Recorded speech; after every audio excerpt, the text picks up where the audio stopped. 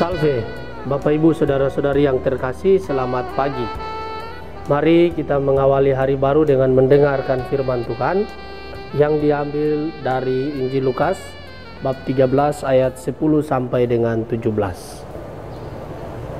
Tuhan bersamamu. Inilah Injil suci menurut Santo Lukas. Pada suatu hari Sabat, Yesus mengajar dalam salah satu rumah ibadat. Di situ ada seorang wanita yang telah 18 tahun dirasuki roh. Ia sakit sampai bungkuk punggungnya dan tidak dapat berdiri lagi dengan tegak. Ketika Yesus melihat wanita itu, dipanggilnyalah dia. Lalu Yesus berkata, "Hai ibu, penyakitmu telah sembuh." Kemudian wanita itu ditumpanginya tangan, dan seketika itu juga ia berdiri tegak dan memuliakan Allah. Tetapi kepala rumah ibadat gusar karena Yesus menyembuhkan orang pada hari Sabat. Lalu ia berkata kepada orang banyak, "Ada 6 hari untuk bekerja. Karena itu datanglah pada salah satu hari itu untuk disembuhkan dan jangan pada hari Sabat." Tetapi Tuhan menjawab dia, katanya, "Hai orang-orang munafik, bukankah kalian semua melepaskan lembu dan keledaimu pada hari Sabat dan membawanya ke tempat minum? Nah, wanita ini sudah 18 tahun diikat oleh iblis. Bukankah dia harus dilepaskan dari ikatannya itu karena dia keturunan Abraham?" Waktu Yesus berbicara demikian, semua lawannya merasa malu, sedangkan orang banyak bersuka cita karena segala perkara mulia yang telah dilakukannya. Demikianlah sabda Tuhan.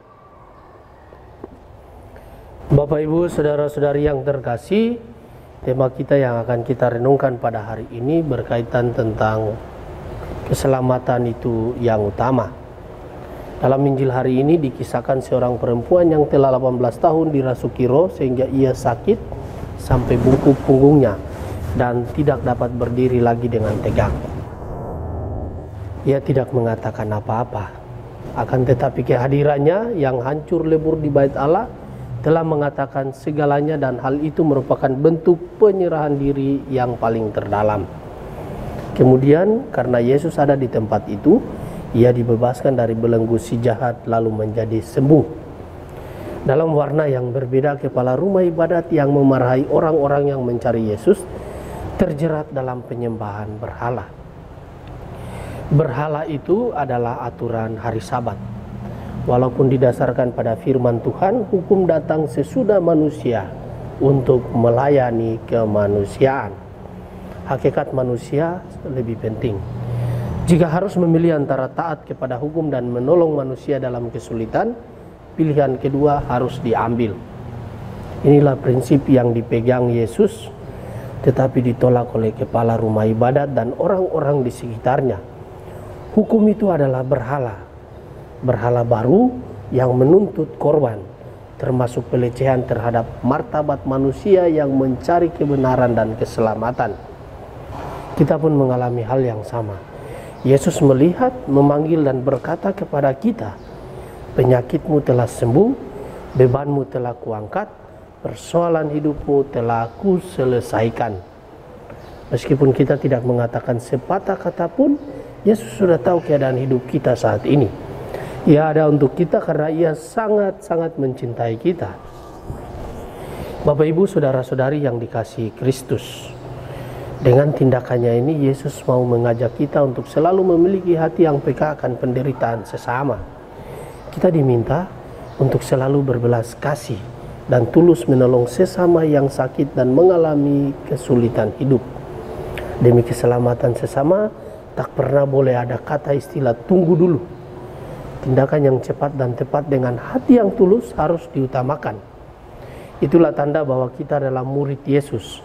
Semoga Injil hari ini meneguhkan serta menumbuhkan sikap pasrah dalam diri kita. Santa Teresa dari Avila mengatakan, karena di dalam setiap kejadian, yang terbaik yang dapat kita lakukan adalah menyerahkan diri kita ke tangan Allah sendiri. Semoga demikian. Amin. Marilah kita bersatu dalam doa. Tuhan Bapa yang baik, pagi ini kembali kami naikkan syukur dan permohonan. Terima kasih sudah menjaga kami saat tidur maupun bangun. Terima kasih untuk udara sejuk dan segar sepanjang hari ini. Bukalah mata hati kami di awal hari ini. Mampukan kami memandang kemurahan dan karya-Mu serta memuji dan memuliakan-Mu melalui pekerjaan dan pelayanan kami hari ini. Bimbinglah kami selalu untuk menyadari kesalahan kami dan bertobat, sehingga kami sungguh rendah hati, mau membuka hati dan siap menerima rahmat-Mu yang akan tinggal dalam hati kami. Kristus terang dunia, berkatilah keluarga-keluarga kami. Jadikanlah kami alat kasih-Mu dan pantaskanlah kami menjadi hamba-Mu yang setia. Amin. Tuhan bersamamu. Berkatalah yang kudus turun atas kita sekalian, atas orang-orang yang kita kasih dan doakan, atas seluruh aktivitas kita di hari ini, dalam nama Bapa dan Putra dan Roh Kudus. Amin.